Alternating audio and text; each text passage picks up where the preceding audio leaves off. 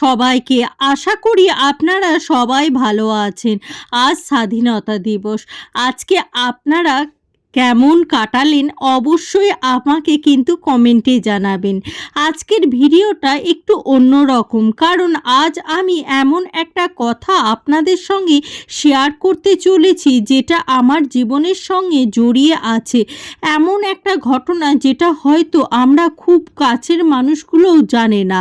অনেক সময় আমরা মানুষকে বাইরে থেকে দেখি যে তারা হাসছে, তারা খেলছে, তারা বলছে, ভালোভাবে বাঁচছে, কিন্তু তার ভেতরের কষ্টটা কি আমরা সেটা জানতে পারি না।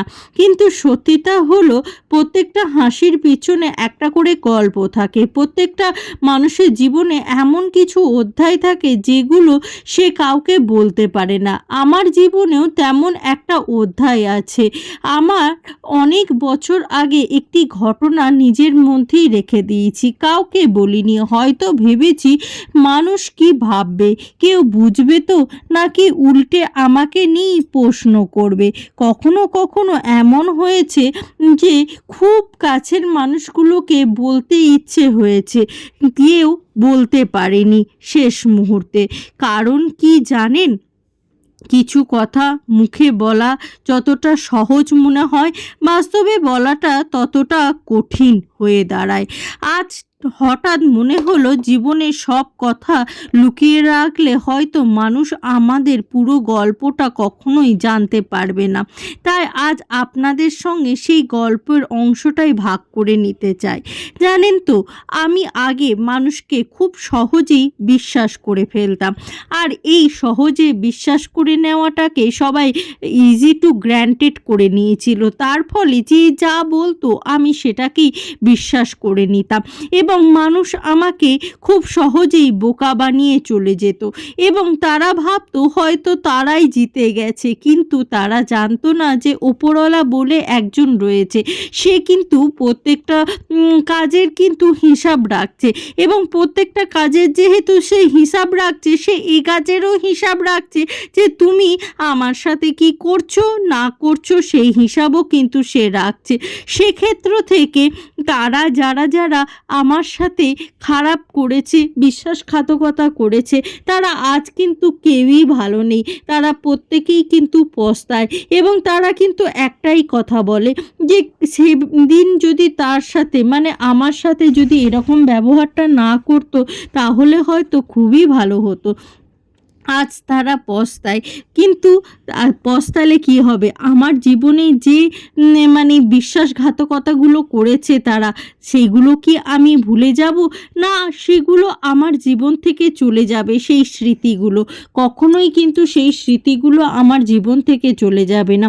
যেমন ধরুন, আমি যখন ক্লাস 11-এ পড়তাম, হ্যাঁ একাদশ শ্রেণীতে পড়তাম, তখন আমার খুব কাছের বান্ধবী, হ্যাঁ আমরা কিন্তু গার্লস স্কুলেই পড়তাম, তো কাছের এক বান্ধবীর সাথে কিন্তু বেঞ্চ শেয়ার করে আমি কিন্তু বসেছিলাম। তো সেই টিফিনের সময় ঘটনাটি ঘটেছিল। টিফিনের সময় কি ঘটেছিল জানেন তো?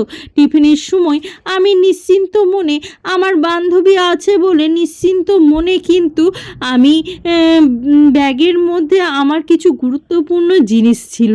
কি গুরুত্বপূর্ণ জিনিস ছিল আমি আস্তে আস্তে আপনাদেরকে বলছি। তো তারপরে কি হয়েছে না, টিফিনের সময় সেই গুরুত্বপূর্ণ জিনিসটা ব্যাগের মধ্যে রেখেই বাড়ি থেকেই নিয়ে গেছিলাম সেই জিনিসটা।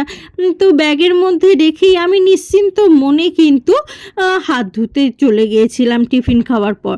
তারপরে টিফিন খেয়ে এসে তারপরে দেখছি আর কিন্তু আমার ব্যাগের মধ্যে কিন্তু সেই গুরুত্বপূর্ণ জিনিসটা নেই। বিশেষত কথা হচ্ছে যে আমার ব্যাগে যে গুরুত্বপূর্ণ জিনিসটা ছিল সেটা কিন্তু আমার পাশে বসে থাকা বান্ধবীটা জানতো।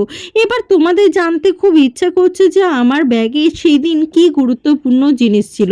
সেদিন আমার ব্যাগে 200টি টাকা ছিল, আর আমরা যে সময় পড়াশোনা করতাম আমাদের কাছে 200 টাকা মানে অনেক বড় ব্যাপার। 200 টাকা মানে অনেকগুলো এগরোল খাওয়া যাবে, অনেকগুলো ফুচকা খাওয়া যাবে।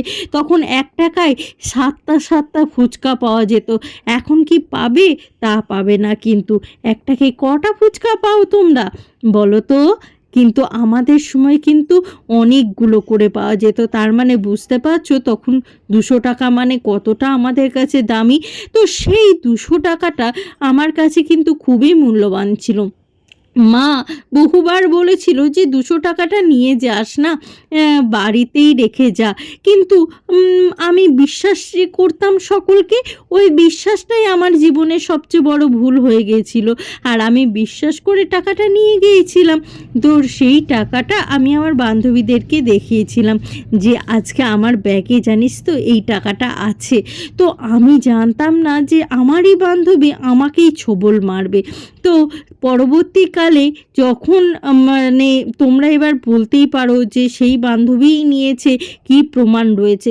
প্রথমত আমার ব্যাগে যে ছিল 200 টাকা সেটা কিন্তু কেউ জানতো না, ওই 2 বান্ধবী ছাড়া। দ্বিতীয়ত যে আমার যে বেঞ্চটা ছিল সেই বেঞ্চের আগে পিছে কিন্তু কোনো বেঞ্চে কিন্তু কেউ বসেছিল না। সুতরাং ওই মুহূর্তে অন্য বেঞ্চ থেকে এসে যে কেউ আমার ব্যাগে হাত দেওয়াটা সেটা কিন্তু খুবই মানে কি বলবো, খুবই খতরনাক একটা ব্যাপার হয়ে যেত। হঠাৎ যদি আমি চলে আসতাম তাহলে কিন্তু সেটা সম্ভব নয়। অ্যাকচুয়ালি বলে না, নিজের মানসিক ক্ষতি করে, অর্থাৎ নিজের বান্ধবী, কাছের বান্ধবীরাই এরম করে যে ক্ষতি করবে সেটা আমি বুঝতে পারিনি। তো সেই সময় আমার 200 টাকাটা খুবই মূল্যবান ছিল। কেন জানো তো? সেই 200 টাকাটা ছিল আমার টিউশনির ফিজ, আর সেটা আমি দিতে পারিনি সেই বান্ধবীটার জন্য। সেদিন খুব কষ্ট লেগেছিল। মা বাবা খুব কষ্ট করে টাকা রোজগার করে আমাদের জন্য এনে দিয়েছিল, আর সেই টাকাটা আমি ফিস দেবো বলে নিয়ে গিয়েছিলাম। কিন্তু সেই টাকাটা আর স্যারের কাছে গিয়ে পৌঁছালো না। পৌঁছালো কোথায়? না, যারা নিজেদের ইচ্ছায় ফুর্তিতে আমার বিশ্বাসে বিশ্বাসঘাতকতা করবে বলে তারা নিয়ে নিল সেই টাকাটা। তো সেই 200 টাকায় হয়তো তারা বড়লোক হয়ে যায়নি, কিন্তু তাদের যে স্বরূপ, তাদের যে চরিত্র আজও আমি মনে রেখেছি। কিন্তু আজ তাদেরকে আমি ক্ষমা করে দিয়েছি। কিন্তু কি জানেন তো বন্ধুরা, তাদের সেই আজ যদি তারা আমার এই ভিডিওটা দেখে, হয়তো কাউকে বলতে পারবে না, কিন্তু মনে মনে উপলব্ধি করবে তাদের কথাই আমি বলছি। তো যাই হোক না বন্ধুরা, যে মানুষের এই ভুলগুলো না করাটাই উচিত। আমি এই ভিডিওর মারফত তাদেরকে একটা কথাই বলতে চাই যে তোরা যেটা করেছিলিস সেটা তোদের ব্যবহার করেছিলিস, কিন্তু ভবিষ্যতে তোদের ছেলে মেয়েদেরকে অন্ততপক্ষে এরকম শিক্ষা দিস না যাতে মানুষ তাদেরকে বিশ্বাসঘাতক বলে। অন্ততপক্ষে এরকম শিক্ষা দিস না, বন্ধুত্বের মর্যাদাটা রাখার চেষ্টা করিস। সেই দিন থেকে আমি খুবই মানে নিজেকে কিন্তু ভেঙে পড়েছিলাম। তারপর আস্তে আস্তে নিজেকে গড়তে কিন্তু অনেকটা টাইম লেগেছে। সেই সময় আমি হয়তো খুব বেশি কিছু বুঝতাম না, কিন্তু আজ এত বছর পর দাঁড়িয়ে যখন পিছন ফিরে তাকাই তখন বুঝতে পারি সেই ঘটনা আমাকে অনেকটাই বদলে দিয়েছে। আমি মানুষের কথা শুনে শিখেছি মানুষকে সহজে বিশ্বাস না করেও কিভাবে সম্পর্ককে সম্মান করতে হয় সেটা শিখেছি। আর সবচেয়ে বড় কথা, নিজেকে শক্ত করতে শিখেছি। আজও মাঝে মাঝে সেই ঘটনাটা মনে পড়ে যায়। কখনো কষ্ট হয়, কখনো রাগ হয়, আবার কখনো মনে হয় হয়তো ওই ঘটনাটা আমার জীবনে না ঘটলে আমি আজকের মানুষটা হতে পারতাম না। জীবনে কিছু ঘটনা আমাদের ভেঙে দেয়, আবার সেই ঘটনাগুলো একদিন আমাদের নতুন করে তৈরি করে দেয়। তাই আজ আমি একটা কথা বলতে চাই, আপনার জীবনেও যদি এমন কোনো ঘটনা ঘটে থাকে যেটা আপনি কাউকে বলতে পারেননি, তাহলে নিজেকে একা ভাববেন না। পৃথিবীর এমন এক মানুষ আছে যারা বাইরে থেকে হাসে কিন্তু ভেতরে ভেতরে একটা গল্প লুকিয়ে রাখে। আর আমার এই গল্পটা শোনার পর আপনার যদি মনে হয় আমার জীবনেও এমন একটা ঘটনা আছে, তাহলে কমেন্টে পুরো ঘটনাটা না লিখলেও শুধু একটা লাভ রিয়াক্ট দিলেও চলবে। আমি বুঝবো আপনি আমার কথাটা অনুভব করেছেন। আজ এতদিন পর আমার জীবনের এই না বলা কথাটা আপনাদের সামনে বললাম। হয়তো গল্পটা খুব বড় নয়, কিন্তু আমার কাছে এর গুরুত্ব অনেক।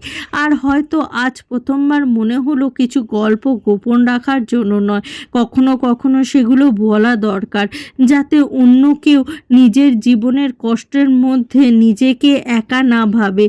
অনেক ধন্যবাদ আপনাদেরকে এতক্ষণ আমার কথা মন দিয়ে শোনার জন্য। ভালো থাকবেন, নিজের যত্ন নেবেন, আর মনে রাখবেন আপনার পরিচয়, কঠিন সময়টা আপনার পুরো পরিচয় নয়। নমস্কার।